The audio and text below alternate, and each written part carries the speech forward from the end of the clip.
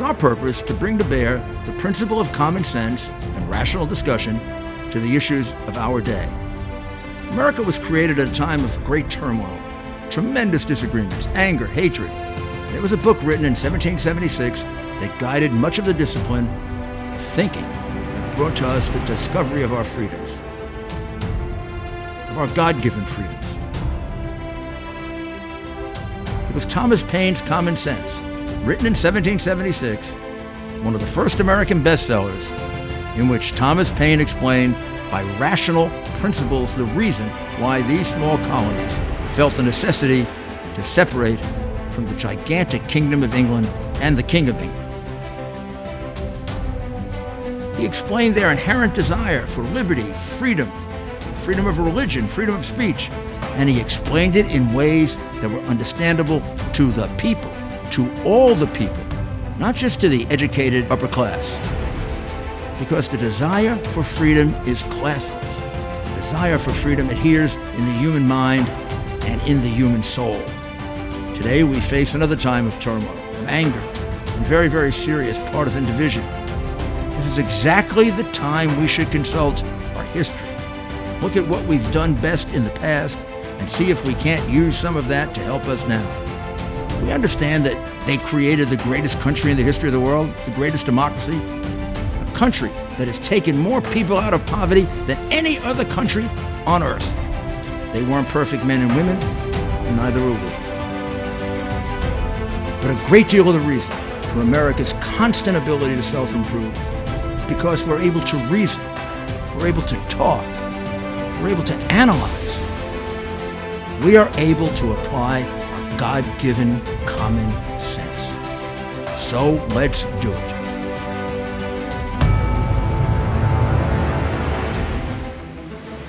Hi, this is Rudy Giuliani again, and I'm going to be joined by Rocco Commisso. Rocco is a very, very distinguished American, originally born in Italy, but an American citizen, very, very successful, one of the most successful Italian immigrants in our country, if not the most successful. He owns, right close to home, the New York Cosmos. He owns the fifth largest cable company in America, Mediacom, which many of you, I'm sure, are familiar with. And he owns a football club, or what we would call a soccer club, in Florence, AFC Fiorentina. And I'm going to let him tell you about his experience and what he's doing about the terrible plague that has hit Italy. We know Italy is the second or third or first worst hit country. And we'll have Rocco explain it. But let me begin this way. Rocco, thank you very, very much for joining us. Thank you, Mayor Giuliani. I call you Mayor Giuliani because you've been one of my heroes. Oh, you're too kind. In my career, in this country, and following you, I've been growing up in the Bronx, gone to school in Manhattan, worked in Brooklyn. And it's interesting, that we're talking about Italy right now, but we have two great Italians like you. And today that took care and was in the midst of the September 11th crisis. And today we have Anthony Fauci, Dr. Anthony Fauci, that's a center, is probably as important as any other person American. Well, of course, yes. Of America through this crisis. And he's also a Brooklyn boy like you. Well, everything points back to Brooklyn, I've found. And the Bronx. And the Bronx, yes, the home of the Yankees. So, Rocco, I understand about 30 days ago, you were in Florence watching your team play. Right. Tell us what that was like, and tell us, in your own words, what has happened. Yeah, it was a little more than a month ago, a month and a week maybe, but we were in Genova watching my team, Fiorentina, which is from the city of Florence, playing Sampdoria. We won big time that game, and then we were in Milan, picked up the plane, come back to New York, and we were scheduled to go back there in 2 or 3 weeks with my wife. By the way, in the last 8 months, we've taken 8 trips back and forth, always spending a couple of weeks in Italy, and then all hell broke loose because, as you are now aware, Italy became the epicenter of this crisis in Europe. What? Have more deaths right now and in Italy than China. We have close to 6,000. I think the last they're going to come out with the new numbers, Mayor. Yes. We're speaking Monday today, and they're going to come out with the new numbers in about an hour. Right. But I think we're very close to 6,000 deaths in Italy. Oh my goodness. Pretty serious for a country as small as Italy. So how did you first find out about it, Rocco? You came back to the United States. Must have been happy that your team won. You always have a wonderful time in Italy. I know that. I always do. So you came back, and then what happened? Yeah, no, I go there to work, by the way. No, I think I've been to 1 or 2 museums in the last 6 months. So even though Florence got plenty of museums, I go there to work and spend time with the team. I found out because in subsequent weeks, there was all this delay, whether the team's going to be able to play with or not, whether they're going to be playing in front of crowds or not. We sent our team up to Udine, which is in very northern Italy, towards the Austrian border. And an hour before we were supposed to start playing the game, they said no, the games are stopped. We came back, I played. Then a week later, it got restarted again. And to make a long story short, I think that's where our team, began getting affected. It was not as serious, when I left this Italy, just the way it was not as serious in America, 2 or 3 weeks ago. But it soon, took a life of its own. And today, as I mentioned, we have close to 60,000 cases and close to 6,000 deaths throughout the country of Italy. What kind of strain would that be for Italy, particularly the 6,000 beds for patients? Yeah, the 6,000, that's not bad. Oh, 6,000 people died. Okay. Now, how many are in the hospital? Do you know? No, I do not know that specifically. But let me say a good part and a bad part about this whole thing. All right. First of all, and it's a reflection of what may happen here in the U.S.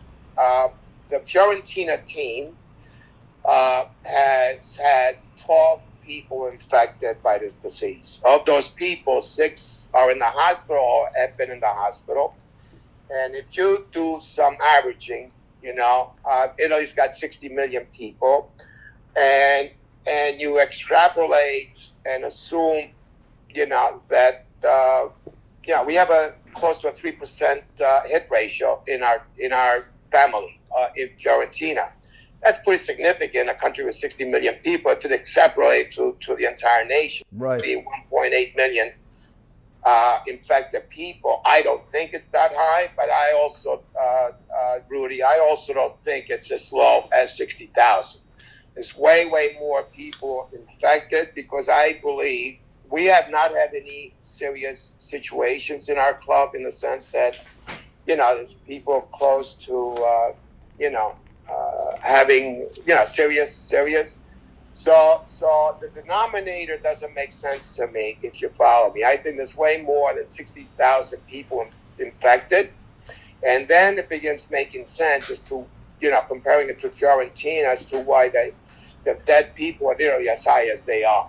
A dead to infected ratio of 10% is not realistic. Doesn't make any sense. Right. Based on what the doctors are saying, based on everything that I'm reading. So I think, to put people, the bad part is that we have more infected. The good part is that the death rate is not as severe as these numbers coming out of Italy indicate. So let me ask you this. You have undertaken a very ambitious program to help. And I think that's wonderful because Italy is one of our strongest friends and allies. There are tremendous, obviously, connections between Italy and America. Italian Americans are a very, very big part of the United States. So tell us what you've done with I think you're doing it yourself, and you're doing something along with the Viola family. Isn't that right? Right. So about a week ago, we started this GoFundMe website where my family contributed $250,000 as a start, and then God bless you. we began, accepting contributions, small and large, from various donors, both here in the U.S. and in Italy. And right now, we're at 550,000 euros, I should say, not dollars, right? And I plead for anyone that loves Italy, for anyone that's got any Italian blood or not, to please help out. And the website is Forza e Viola. Forza e Cuore, strength and heart. Forza e Cuore. Forza e Cuore. And I would urge anyone, that wants to make a small, big, whatever contribution to go to this website. We'll put that up. Already been dispersed to the local hospitals around Florence and the overall, Toscana region as we increase the dollar amount. I heard, Mayor, that your ancestors come from Pistoia, Montecatini Terme, which is very, very close to Florence. So for anyone that's ever gone to the city of Florence, for anyone that's ever been in Tuscany or any part of Italy, frankly, now's the time to contribute. I want you to know, Mayor, that the Columbus Foundation just came up with $10,000 that they want to contribute to the hospital chains that we're making the contributions to. And the money will be used for the necessary stuff, the equipment, the gowns, the mascherine, the face mask, the ventilators, any equipment that's surely needed in the system today, because everyone is stressed in Italy, including the frontliners, the medical profession, which is the most critical part of this whole thing. Well, that's also, the priority that we have here right now, which is to keep our medical professionals, the doctors, the nurses, the EMTs, and then our law enforcement people, to keep them healthy so that they can continue to take care of us. So I would urge people to contribute. America has, I know a lot of people feel, well, we have our own problems and they're going to be very difficult, but America is a big country with the biggest heart in the world. And we can always find a little something to help another country, particularly one like Italy. And I urge people to make the contribution. All they have to do is go online to Forza e Cuore, strength and heart. Would that get them there? Yeah, or the Viola channel, Viola, V like in Victor, IOLA channel, and that would go to the website. So the Viola channel. Well, we'll put that in writing so people can see it, and I will make a contribution as soon as I get off to urge my fellow Italian Americans to do the same. And my family. My grandfather's family came from Pistoia, right near Montecatini. His name was Rodolfo, hence my name is Rudolph. But my grandmother's family came right from the city of Florence. Wow. They lived in the city of, and I have some relatives on my grandfather's side there, and I'll have to check in with them. They now live near Pistoia. It's amazing. It's amazing, So they may be rooting for our team. The way you root for the Yankees here, your family may be. Oh, my father! If my father was alive, he'd be one of your hats. He was a big proponent of Florence, and my mother was a big proponent of Naples. And although neither one of them ever went to Italy, they were born in the United States. The only thing they ever thought about was what was better, Northern Italy or Southern Italy. And they come up with the craziest things. Right. I come from Calabria, as you probably know. I was in Calabria a few years ago. Beautiful, beautiful country. So is my wife. We were both born there. I'm an immigrant. I came here at the age of 12. But let me, if you will, if you let me just ask. Please, say what you believe is necessary. This is very, very important. Let me just ask. Look, Italy has been an ally of the U.S. for many centuries, decades, right? One of America's greatest friends. And right now, as I read the papers, I understand what's happened. And by the way, the U.S. has multiple military bases in and around Italy, including in the port of NATO, including in Naples. Right. And Italy is getting a lot of supplies, doctors, material from China, from Russia, and from Cuba. Very recently, they sent to Italy a plane load of doctors. And I would hope that the American government also finds some ways of helping out the situation in Italy. I know we have major problems here in the U.S. also, but it would be nice if the government steps up a little bit and helps out one of its major allies. That's been the case for the last 70, 80 years. I think in a situation like this that's worldwide, although your first obligation has to be to your people, you got to be able to find something to put aside to help others. And also, I would say to my fellow citizens, even those who are not of Italian background, that Italy is just one of the great treasures that we have for our history, our culture. It's a country that really gives more to beauty and than I can think of any other country. So, and it's a poor country in many ways. And anything you can find is helpful, even the gesture. I remember on September 11th, Rocco, I was one day into it, had no chance to think about anything other than there was this, from the first moment, there was this thought in my mind, all these families are going to be left without a father, possibly a mother, the breadwinner. They're not going to have, and I said, I've got to make them all whole. I've got to make them all whole, but how can I do it? I mean, we used to lose a firefighter, and we would be able to raise a lot of money for that one firefighter or two. But now I didn't even know, at that point, I didn't even know how many. I thought it was about 600. It ended up being 373. But how am I going to be able to do this for 600 firefighters? And who knew how many police officers? And the day after, I called GE, and the new head of GE volunteered $10 million just for the firefighters and police officers.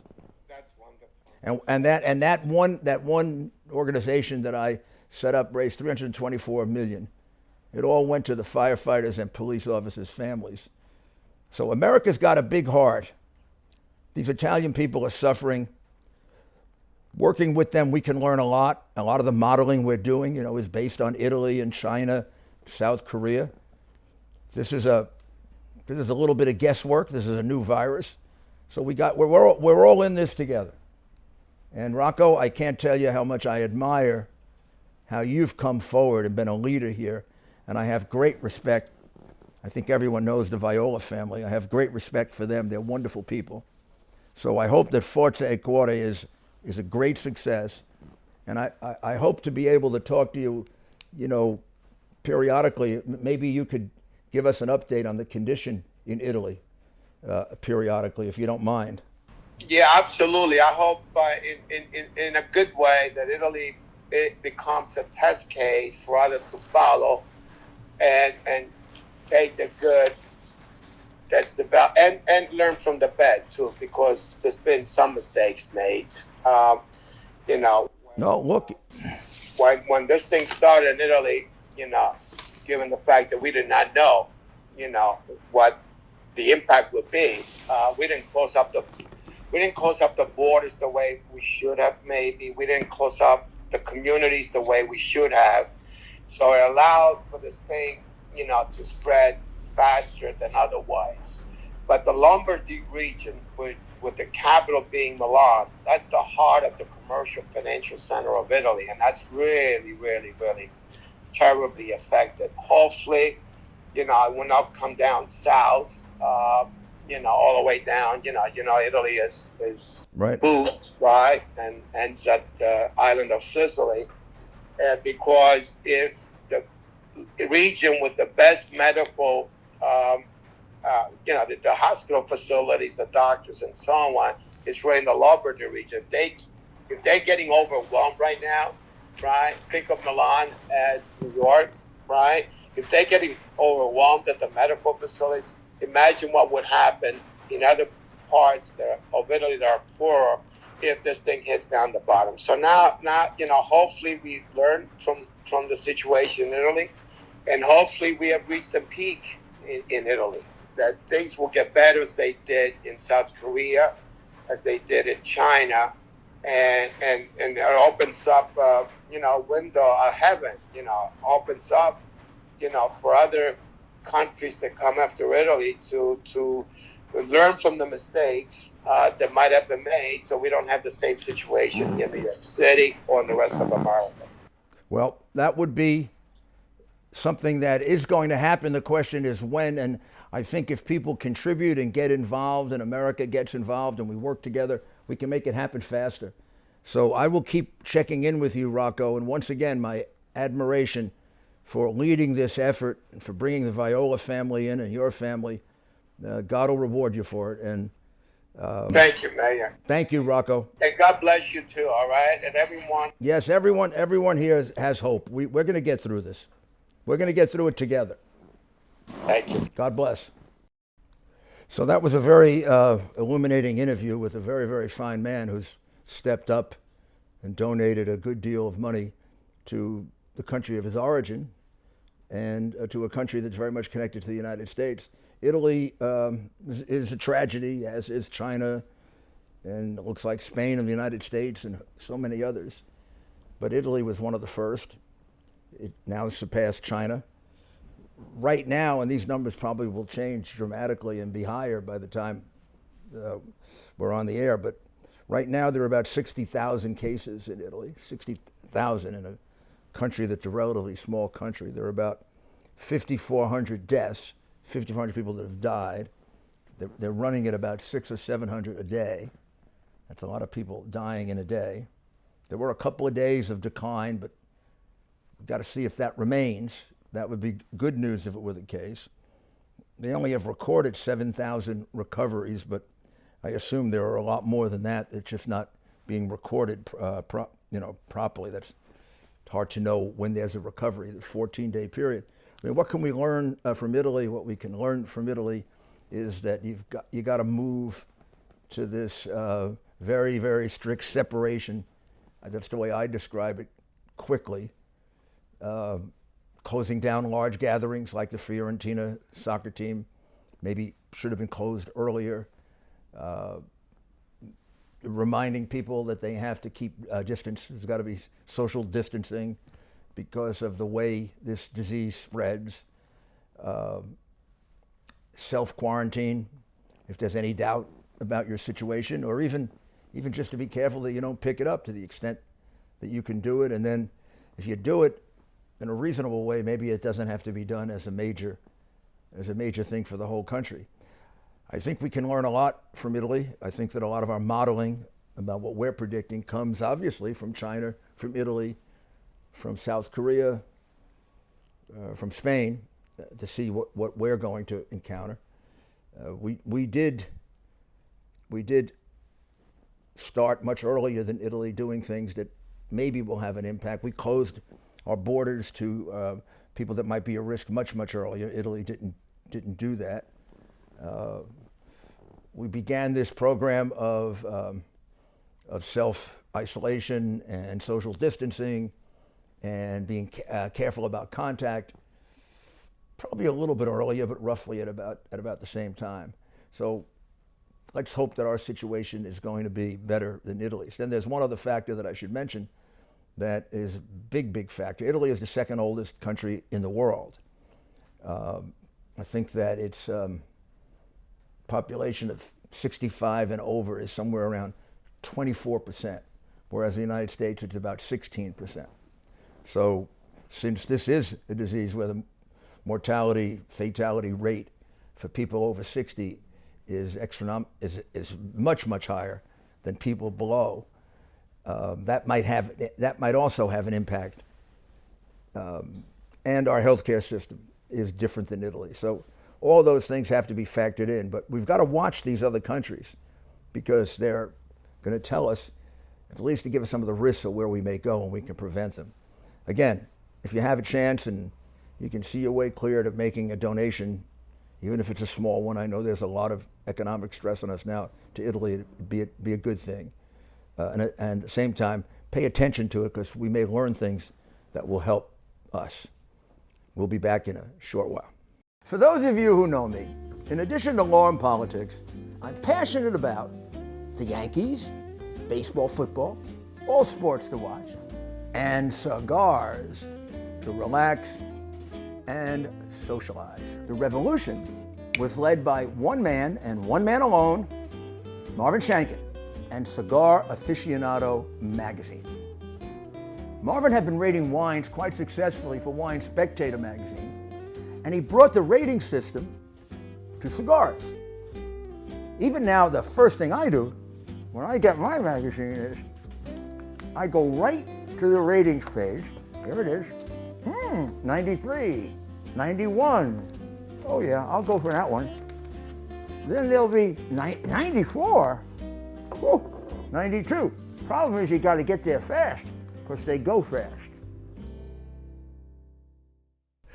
We're back, and we're back with a very, very important and a very interesting guest, and I guarantee you this is going to have to be a multi-part interview. This man's life is so interesting that we're only going to touch on a small part of it. He's going to be back a lot. His name is Jules Nasso, Giulio Nasso, just like Giuliani, and he was born in Italy. Mm-hmm. And became an American citizen. He came here at 2, so he's an American. Two years old. So this is another one of those great American success stories, and I'm very proud to say Italian American success stories, and you'll see how. But we're going to have him back because this career is fabulous. He studied to be a pharmacist. Mm-hmm. So we'll go through that another time. A whole growing up in Brooklyn. Mm-hmm. Me too. Yep. Flatbush. What about you? Borough Park. Borough Park. All right. / Bensonhurst. Bensonhurst, right? Not far from Edwardsfield. No. Yeah. Yeah. Okay. So you became a pharmacist, Mm-hmm. and you had a pharmacy in Brooklyn, Correct.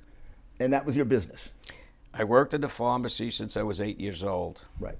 And then tell us what happened that sort of was like the breakthrough for you, and how you get to where you are now, where you can help us so much. Well, Mayor, back then when I graduated pharmacy school, I worked in the pharmacy that I grew up in since I was 8. When it was time to go to college, I didn't know anything else, so I went to pharmacy school. When I got out of pharmacy school, I really said to myself, I don't know if I want to stay behind a counter for 40 years. So I went on and I got my PhD in pharmacology. What's the difference? What would pharmacology be? Okay, so just like in any other profession, you have you're a graduate, BS in pharmacy, and then at the time, the universities added another year of study because it was a 5-year program to get a BS, and then you had to do another year in a specialty, and you got your PhD equivalent in pharmacology. Gotcha. Or whatever you decided to get your PhD in. Then did you open a pharmacy, like a regular? Yeah. Well, the pharmacy that I grew up in as a little boy, when James Pharmacy, when he retired, he says, now you got to take the store. And when was that? What year was that? I started when I was 8 years old, so it was 1960.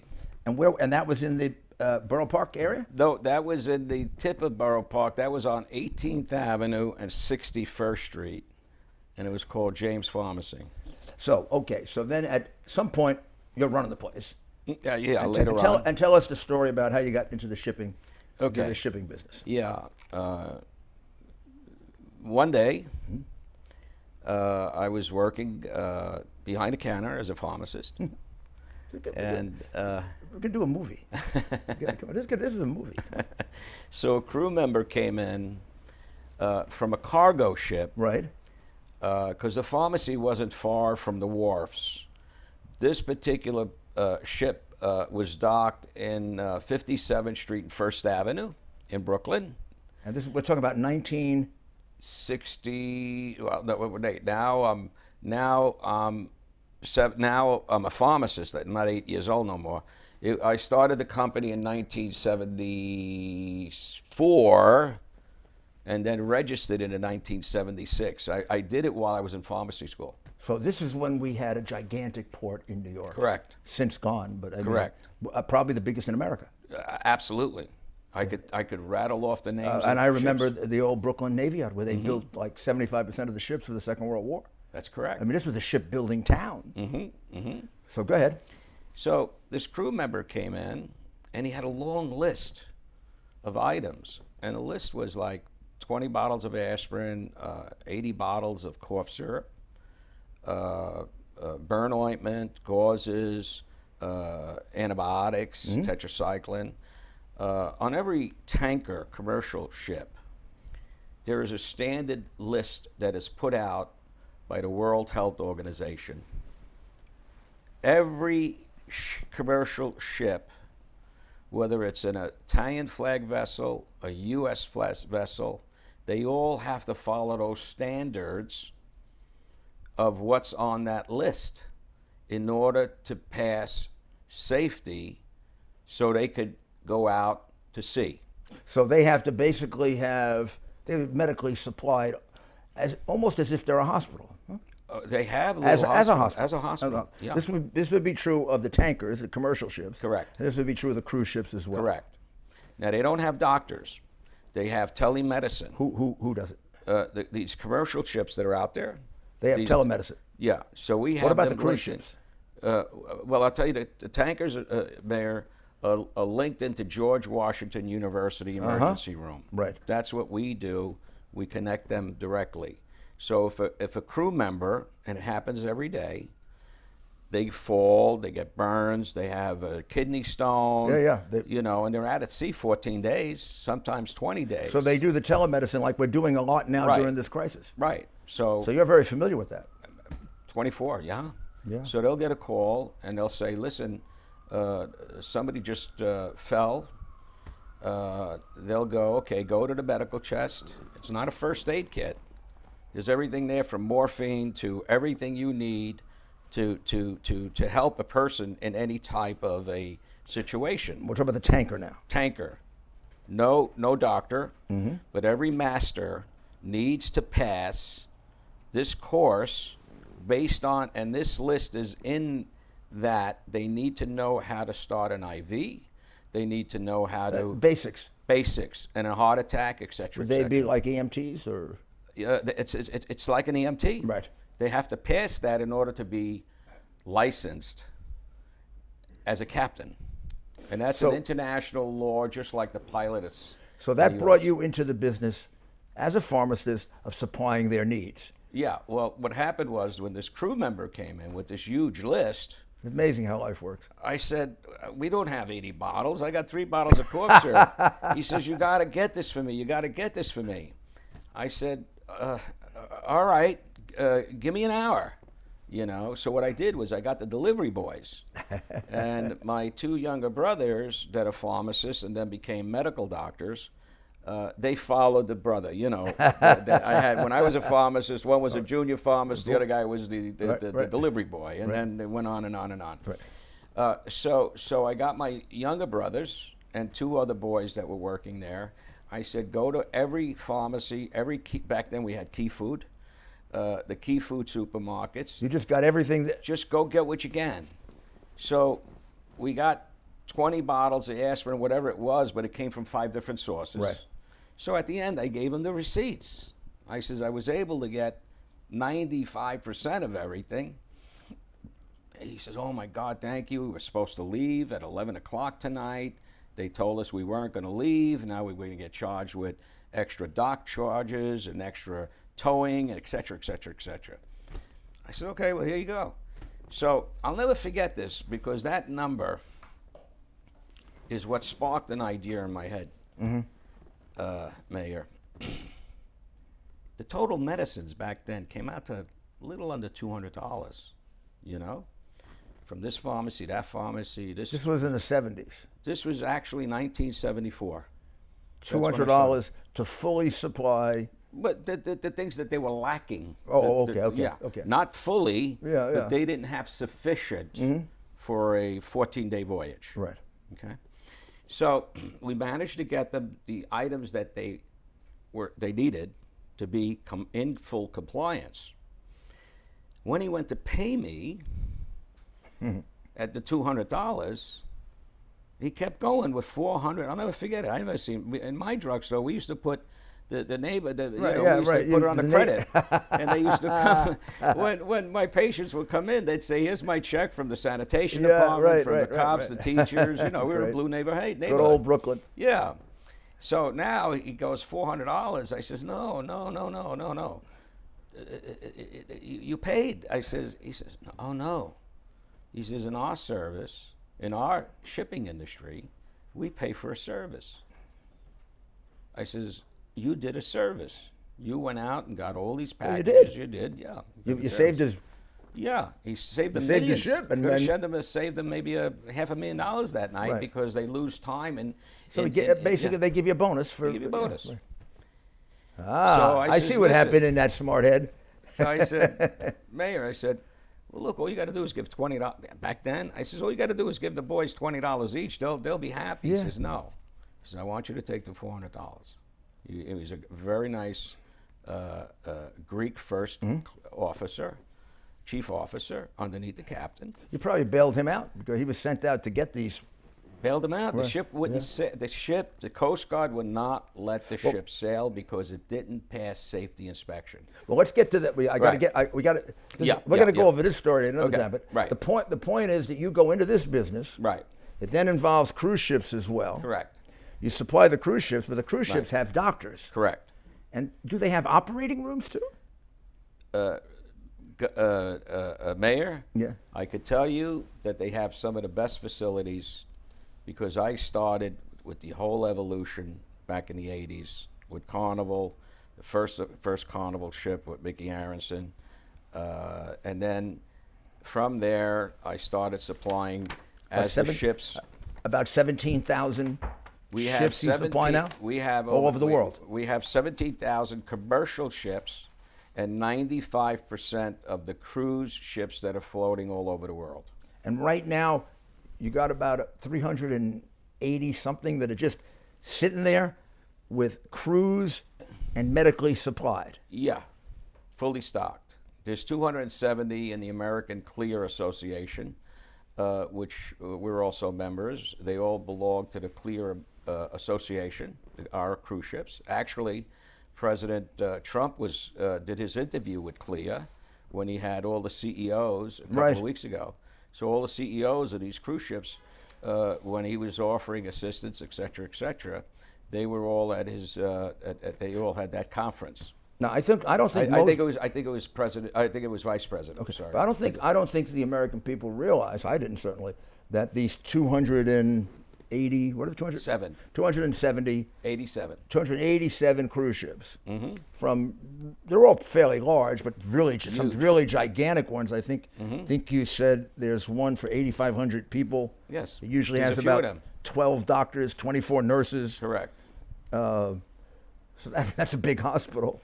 Well, it's a floating city. It's bigger. That population is bigger than some of our counties. Right. So they're just sitting there, and the doctors and the nurses have to continue to work even during this hiatus. That's part of the contract. So they're sitting there literally doing nothing except maybe caring for some crew members that might have There an are a illness. few that are still operating. For example, our American cruise ship that we service, the Pride of America, in Honolulu. It's a Norwegian cruise line ship, and just yesterday we serviced them with 5,000 tests. So if I were the mayor of New York or San Francisco or one of these cities, Boston, where you can bring a ship in rather easily, Philadelphia, Baltimore, Miami, think of how many cities are like that. New Orleans. Mm-hmm. I could call you, Jules Nasso, and say, Jules, can you get me a ship or two? Absolutely. It might give me a capacity for a couple thousand more beds. Mm-hmm. A couple thousand more beds, plus a working hospital. Correct. With the doctors there, the equipment there. Everything. They're probably going to be tied up, you believe, until about December. My is that what the industry? opinion, the industry is doing their statistics. My honest opinion, being in the business for 46 years, I don't think they're gonna. I don't think they're gonna book anything before September. I really do, because the first thing that they have to do, is convince the world that it's safe to go on. That it's safe to go on. Well, let me ask you that. Just suppose you were able to make a deal with Governor Cuomo or Mayor de Blasio, or maybe President Trump, who could move them in, and you could get a couple of these ships in to New York or Philadelphia or Boston. Would people be afraid because of the couple, 2 or 3 situations? Would they be afraid to go on a cruise ship in order to be treated? I don't think so, and here's why. Here's what my opinion as a pharmacist and a pharmacologist. I would first have the ship inspected. Now, Rudy, Mayor, keep in mind, okay, that not all the ships were affected. There's still some ships that are floating. There's still some ships that are servicing in various parts of the world. In the Rio, we got ships going out in certain other. So, and not all the shipping companies had any issues. Norwegian Cruise Lines operates almost 20-something vessels. They had no issues. They had a ship go out this weekend, and they got 2 ships. We're talking about only 4 or 5, right? Yeah. That had issues. And one was the Holland American, the Princess Diamond. Right, the Holland American in Cambodia, the Princess Diamond in Japan. In Japan. Thailand. We had one in Thailand. San Francisco. And the one in San Francisco. The others weren't. And so what would be a good number we could put out there? 270, 280 that would be available? Cruise ships? Yeah. I think you have at least 200 cruise ships that 200 that could be that had no virus on there. And they're in good enough shape that they could sail to a nearby port. They could be docked in our docks right here. We got a docks on 57th Street. So has anybody taken advantage of this, Jules? I've all been the talk blowing about my horn. hospital beds, hospital beds, hospital beds. What I did is this morning, because I'm very close with the Italian government and the president, I called his assistant and I said to him, I says, listen, MSC Cruises, which is Mediterranean cruise ships, they have 19 vessels. Even down in Florida, they're operating 3, and the rest are all over the world. I said, please tell the president that he should look into calling the CEO, MSC, Mr. Vargo, who's a friend of mine in Genoa, and see if you could work out a plan. I don't know, lease how you guys work it, but this just sitting there doing nothing. So I would assume this would be at the mayor-governor level because it's for different states. Or the federal level. For the federal level, I guess they could make it available like they've made the military ships available. But if a mayor wanted to get in contact with you, just call you. Just call me. You could make the contact for him with the shipping line. And then they would have to deal with the shipping line. Then he'll put whoever they deal with in their administration to work out numbers. You could short circuit that. I could short circuit that, but I could also, more important, as a professional, as a pharmacist. Right. You can make an evaluation I could make an evaluation for them and recommend the ships because we have all our products on those ships. And got a during card, this whole Jules? I'm sorry? You got a card? I'm going to put it up put your card. You gave me one. We're going to put your card up. You're going to get a lot of calls. I hope these people wake up. We're overwhelmed. But when I heard that thing about a couple of days ago about we don't have enough hospital beds, I said to myself, I remember when we had to deal with the possibility of smallpox. Bernie Kerrick and I found so many hospital possibilities. It was endless because we downsized hospitals, right? So Kings County Hospital used to hold 800. Used to hold 800 people. Right. Down to like 250. Goldwater closed. Portions of Bellevue closed. portions of every hospital are closed, and there's plenty of capacity. Plus, these ships are even better if you're going to do isolation. You know, I mean, these are big ships. You could have 2 different isolation wards. Correct. For people, and frankly, a lot of these people are not that sick. It'd be kind of a nice environment for them too. Absolutely. They even have housekeeping. Could they use the pool? I don't know if you can with this illness. No, but this I illness don't runs the gamut from being, deadly and very painful to being virtually nothing. Yeah. So this is a wonderful offer. We're going to put up, the number. We're going to tell people, serious people, to call you and try to help these cities who are looking for a temporary situation. Now, tell me what happened with Italy. Okay. Italy is the first to. Yeah. But you went to them. Yeah, because for the past 3 years, I've been working on the 50th anniversary with both presidents.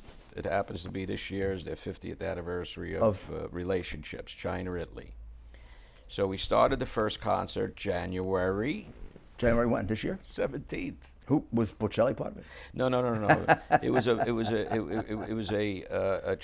all the Italian performers, and all the Chinese performers. And President Xi recommended me because back on May 15th of this year, I produced for him and his wife in front of 48 heads of state, the largest concert ever recorded in the history of entertainment. What was it? It was the Chinese Asian cultural exchange. So, and who performed? Each country had someone. Each country had their dance. Then it was China, Singapore, South Korea and North Korea, Iraq, Iran. I'm going to leave you a clip of it. And so there were 48 countries and 48 leaders, right? So while I was producing the show with my son, I said, you know what? We need a halftime here, We have to have a halftime here. And to stop because it's too much. Right. Right, to break it. And he says, well, what are you thinking? I says, listen, I just wish I could get Andrea Bocelli here. It's got nothing to do with the Asia group. Well, everybody loves him. I says, but, we put him, I'll make him the highlight, the diamond of the event. So he says, well, I don't know. I got to get permission from the First Lady. I says, listen to me. You just call her assistant now. Because does she want Bocelli? Yes, I want the Bocelli. Well, they called me to have Bocelli the 2 months before that when President Xi went. No, when President Xi went to Italy for the state dinners, I had a request from the First Lady if I could have Andrea Bocelli sing for both presidents. Well, maybe he should do a fundraiser for Italy. Well, I'm going to talk to you think about that. You think about that. What's already in the works. I was issued so that. Here's the way we have to sum this up. Yeah. So tell us a bit about Italy, the Vatican, and the advice you have. Okay. I guess for us, based on what you saw there, what you know about there. Okay. Well, in a few words, I have a very strong relationship with the Vatican. Because His Holy Father, they gave me the title of Cavaliere of the Vatican. Oh, congratulations. Thank you. That's a very, very honorary title, very important title. As a result of that, my spiritual advisor there, Donaldo, is the #1 exorcist for the Pope and for people, Donaldo. He has an organization that we. When you say exorcist, that gets people going. Yeah, but it's people are afraid of that word, but all it means is to exit all negative energy. I remember. I wanted to be a priest. Remember, right? It's one of the orders of the priesthood. Yeah, that's right. There are 7 orders before you become a priest. subdeacon, deacon, priest being the final. Exorcist, I think, is the third or fourth. You're ordained as a young seminarian. You're ordained to drive out the devil. Sometimes when I deal with some of these cases of mine, I feel like I'm fighting the devil. Well, he's been. I won't mention one particular one where we have a lot of devils. Yeah, I know. So, with the Vatican, from the advice, what would you say we should take from the Italian experience? Which, I mean, I have great empathy for this reason. We call it the novel coronavirus for a reason. It's new.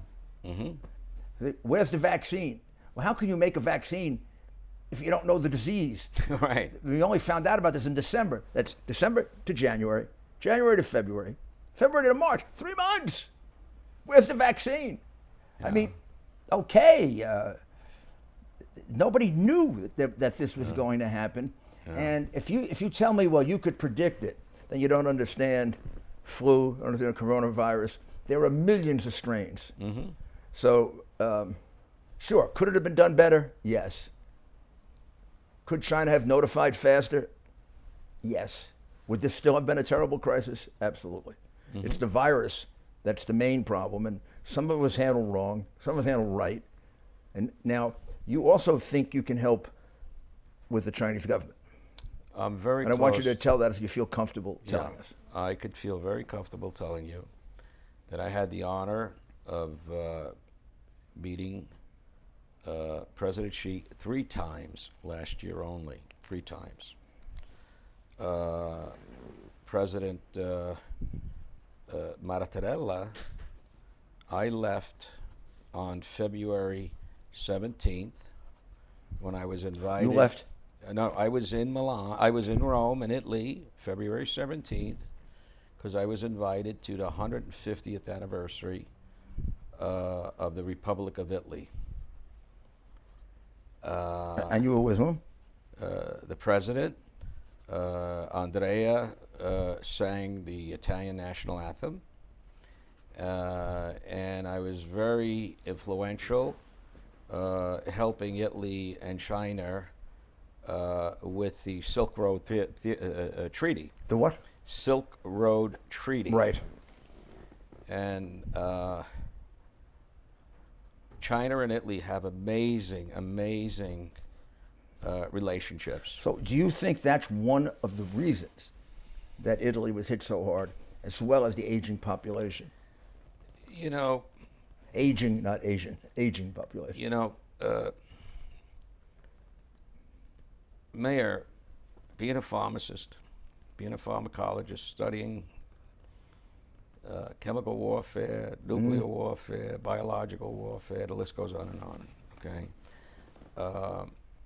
I feel comfortable to tell you that I don't believe this started with a little Chinese man eating a mouse. They've been eating mice for hundreds of years, you know? Theory. So you don't think, I mean, the theory, one of the theories is it came from a bat, they ate the bat, they got the disease, right? Am I? No, that's not my theory. That's no, that's the saying. theory that some people have. Saying, yes. So you tell me yours as we conclude. My theory and is leave a chemist people and a in scientist. suspense. All right, and I want to create anything that's not true. Right. But practicality and scientifically. Yeah, what does common sense tell you? Common sense tells me that it's biological warfare. By the Chinese? Yeah. No, not terrorists? Who are the protagonists? Let's say this. Put a pin in that, and I'll give you a prediction. But I don't think we should talk about this because it.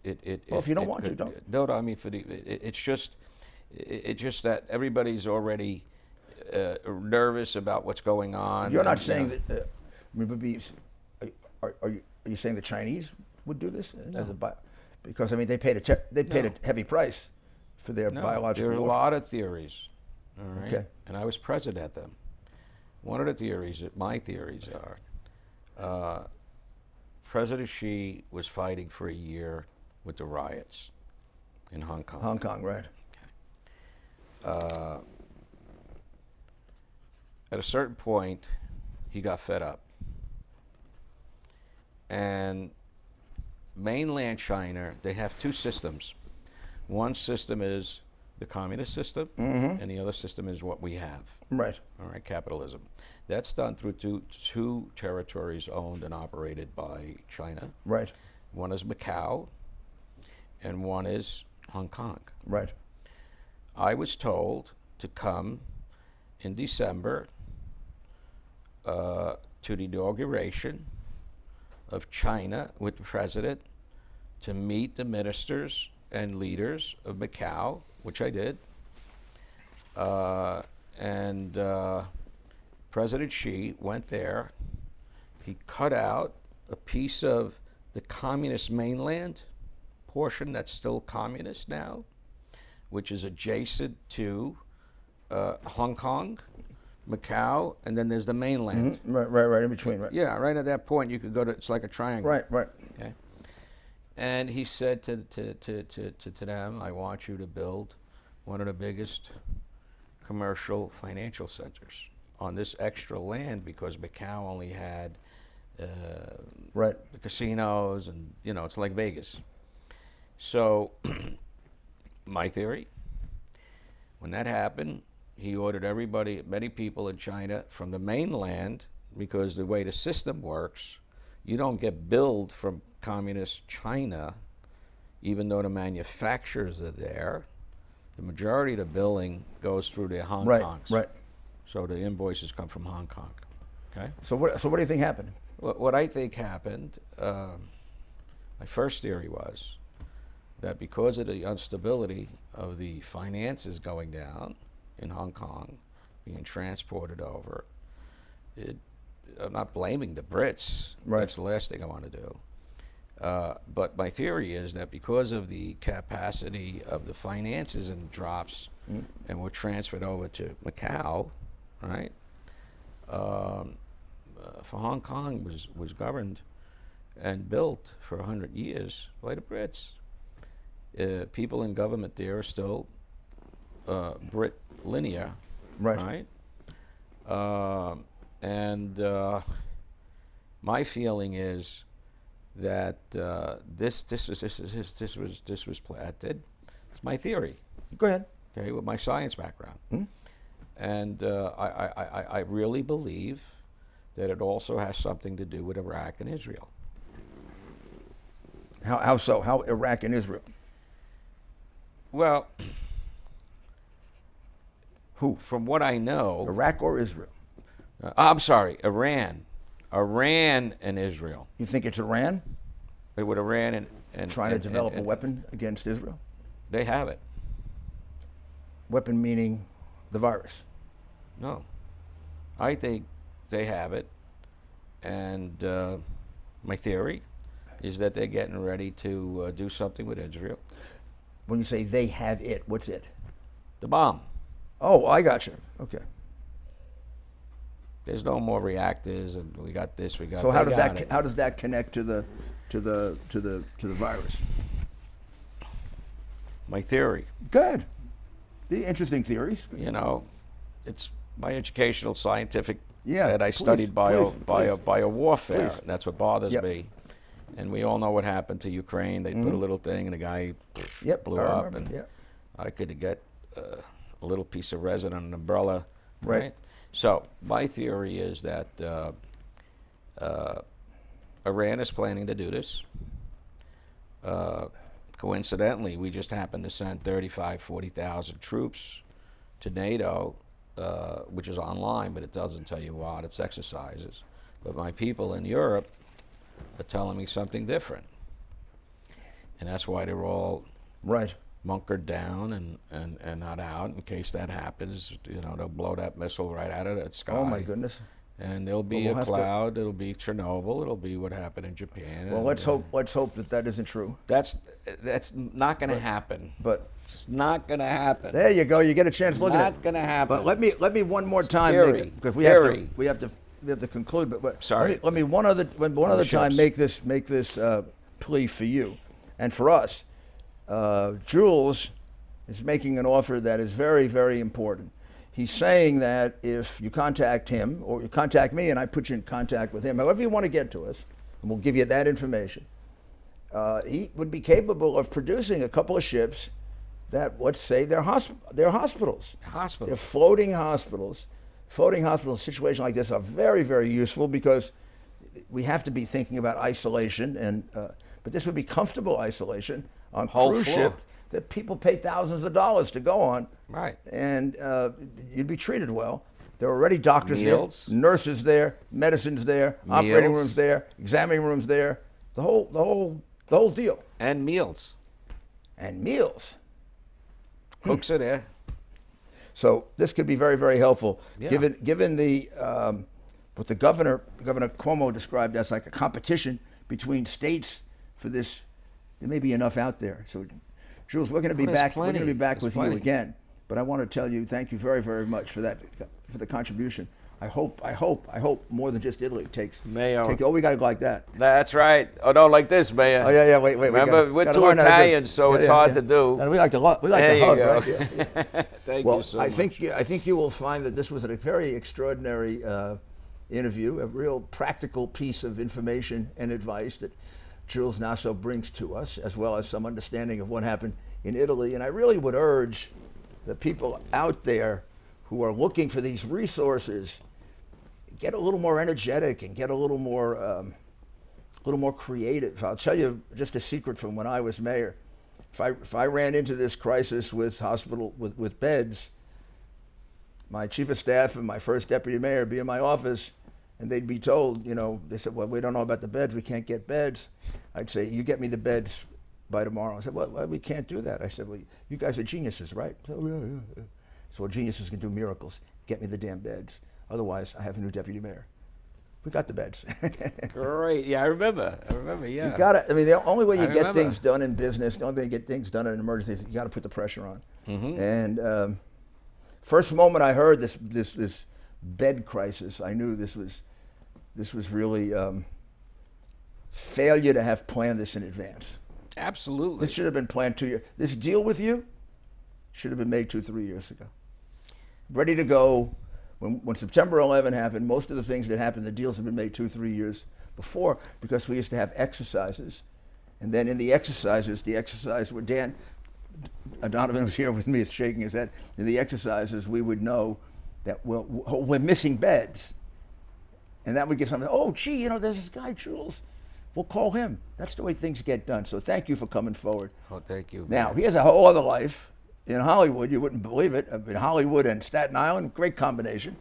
And we're going to have him back on about that very shortly, as soon as we get our head above water, because that'll be very entertaining. And Jules, you've got quite a career. Can I plug my #1 film on Netflix? You plug it right away. It's called Dark. D-A-R-C. It's a big action martial arts, and it's on the top 5 charts. On Netflix right now? On Netflix right now. Meaning while you're locked up, D-A-R-C. while you're locked up at home, and you want everybody they can watch it as a family movie. And I don't get anything out of it because I just sold the rights. So if they watch it, I don't want them to think I'm Oh, you're not promoting. going to get something out. Would it be No. okay if you did? We're not communists. After No, all. I know. From The Godfather. We're not communists. I love it.